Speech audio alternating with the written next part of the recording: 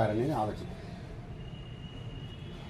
దాన్ని తెలుగులోంచి ఇంగ్లీష్లోకి మారుస్తూ దానికి ఆన్సర్ కూడా మనం చెప్పడానికి ట్రై చేస్తూ ఉన్నాం. రైట్, సినిమా బాగుందా అంటున్నాడు. బాగా ఉందా అని ఉండటం గురించి అడుగుతున్నాడు. అంటే ఉండటం అని ఎప్పుడన్నా మీకు వచ్చింది అంటే మీరు am is are was were వాడాల్సిందే. Am is are was were వాడాల్సిందే.